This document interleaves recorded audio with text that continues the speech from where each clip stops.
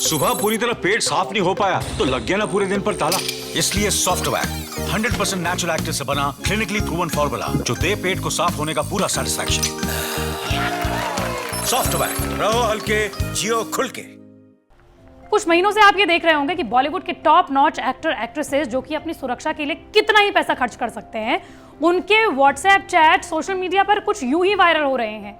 लेकिन आपके मन में कभी ये सवाल नहीं आया कि अगर इन बॉलीवुड के एक्टर एक्ट्रेसेस के व्हाट्सएप चैट वायरल हो सकते हैं तो आप और हम क्या चीज़ हैं? कभी आपके मन में ये सवाल नहीं आया कि पुलिस जिस तरीके से कॉल डिटेल्स निकालती है वैसे ही कहीं वो व्हाट्सएप चैट तो नहीं निकाल सकती, वो भी तब जब व्हाट्सएप ये दावा करता है कि मैसेज भेजने वाले और मैसेज को रिसीव करने वाले दो लोगों के अलावा मैसेज को तीसरा कोई शख्स ना तो हैक कर सकता है ना तो पढ़ सकता है, क्योंकि उसकी chat end to end encrypted होती है। लेकिन इस एंड टू एंड इनक्रिप्शन का आखिर मतलब क्या होता है, पहले वो भी जान लीजिए।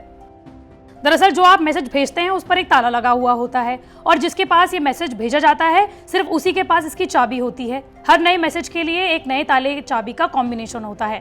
ताला भेजने वाले की तरफ से लगता है और चाबी मैसेज रिसीव करने वाले के पास रहती है। इसलिए किसी भी हैकर को चैट को हैक करना बहुत मुश्किल होता है। लेकिन अगर आपके मन में यह सवाल उठ रहा है कि अगर व्हाट्सएप इतना ही सुरक्षित है तो फिर किस तरह से बॉलीवुड के इन एक्टर एक्ट्रेसेस की चैट वायरल हो रही है, तो इसका सिंपल सा जवाब ये भी हो सकता है कि अगर व्हाट्सएप हैक नहीं हो सकता तो फोन तो हो ही सकता है। और इसके तो कई उदाहरण सोशल मीडिया पर हमें पता ही हैं। हैकर्स के पास फोन को हैक करने की कई तकनीकें हैं। स्पाईवेयर उनमें से एक है। स्पाईवेयर फोन में पहुंचकर आपके सारे मैसेज पढ़ सकता है, ट्रैक कर सकता है, फोन ट्रैक कर सकता है, आपके सारे पासवर्ड ले सकता है और तो और फोन के माइक और कैमरा को भी एक्सेस कर सकता है। और इसके अलावा यह भी हो सकता है कि जिन दो लोगों के बीच में चैट हो रही है उनमें से एक इसे वायरल कर रहा हो। क्योंकि दीपिका की ये चैट अभी की नहीं है, कुछ साल पुरानी है। तो अगर आपके मन में ये सवाल है कि पुरानी चैट भी निकाली जा सकती है, तो आपको बता दें कि यूजर की सहूलियत के लिए रोज रात में व्हाट्सएप चैट लॉग को फोन में ऑटोमेटिक तौर पर बैकअप करके रखता है। यानी कि अगर आप चैट फोन से डिलीट भी करते हैं तो आप बैकअप में वो चैट रख सकते हैं। लेकिन अहम सवाल ये होता है कि जिस तरीके से एनसीबी और ईडी और सीबीआई इस तरह की तमाम जांच एजेंसियां ड्रग के एंगल पे और सुशांत सिंह राजपूत की मौत के बाद अलग अलग एंगल से जांच कर रही हैं, चाहे वो मनी लॉन्ड्रिंग हो या फिर ड्रग्स हो या फिर अलग अलग एंगल्स हो, उसके बाद क्या वो व्हाट्सएप से इन इनक्रिप्टेड मैसेजेस को मांग सकती हैं? तो इसका सिंपली जवाब तो है नहीं, क्योंकि व्हाट्सएप जो है वो सरकार के हिसाब से जिस देश में होता है उसके हिसाब से काम करता है। वो ये बता सकता है कि किसी ने अपना अकाउंट कब बनाया, उसका आईपी एड्रेस क्या है, लेकिन वो ये नहीं बता सकता कि दो लोगों के बीच की जो चैट है वो कौन सी है। वो इसके बारे में कोई जानकारी नहीं दे सकता क्योंकि ये प्राइवेसी का उल्लंघन माना जा सकता है। व्हाट्सएप कौन कौन सी जानकारियां जांच एजेंसी या पुलिस को दे सकता है, उनमें से कुछ नाम शामिल हैं, जैसे कि आपका नाम, आपने व्हाट्सएप अकाउंट कब बनाया, आपका लास्ट सीन की तारीख क्या है, आपका आईटी एड्रेस क्या है, आपका ईमेल एड्रेस क्या है, आपने किसे किसे ब्लॉक करके रखा हुआ है, या फिर आपकी प्रोफाइल फोटो।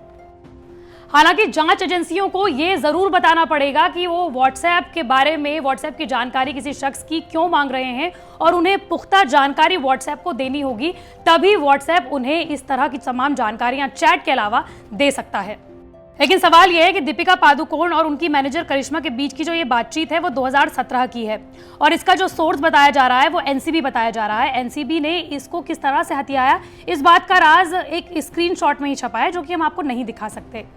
पहली बात तो यह है कि इसका सोर्स जया साहा हो सकता है क्योंकि वो सुशांत सिंह राजपूत की टैलेंट मैनेजर थी। इनके पास कॉन्वर्सेशन का एक्सेस तभी हो सकता है जब वो खुद किसी ग्रुप का हिस्सा रही हो। आपको ये भी बताते चले कि एनसीबी को जितने भी व्हाट्सएप चैट्स मिले हैं, व्हाट्सएप चैट के स्क्रीनशॉट मिले हैं, वो ग्रुप मैसेजेस मिले हैं। यानी कि ग्रुप में कोई ना कोई इंसान ऐसा शायद रहा हो जिसने ये मैसेजेस लीक किए हों। भारत के कानून के हिसाब से सीबीआई, ईडी, एनसीबी जैसी जांच एजेंसियों को यह छूट है कि वो किसी का भी फोन या कंप्यूटर में पड़ी जानकारी को निकलवा सके। एनसीबी काफी टाइम से जया साहा से ड्रग्स मामले में पूछताछ कर रही है। साहा की चैट्स निकलवाना इसी पूछताछ का हिस्सा हो सकता है। इससे पहले ईडी ने भी कुछ चैट्स को निकलवाया था। लेकिन इसके अलावा सवाल ये भी उठ रहे हैं कि जिस तरीके से एनसीबी की पूछताछ के दौरान चैट्स को लीक किया गया है वो क्या इलीगल है, गैर कानूनी है? क्या जो आरोपी है वो इसके ऊपर एक्शन लेकर क्या उन पर केस दर्ज करवा सकता है? दरअसल अमेरिका जैसे देशों में प्राइवेसी के उल्लंघन पर बहुत बड़ा जुर्माना लगता है, केस भी हो सकता है। लेकिन भारत में भी इसी तरह के रूल्स कहते हैं कि अगर किसी की भी प्राइवेसी है उसमें उल्लंघन हो रहा है, उनकी चैट जो है वो पब्लिक डोमेन में आ रही है, तो इस पर कड़ी से कड़ी सजा दी जा सकती है।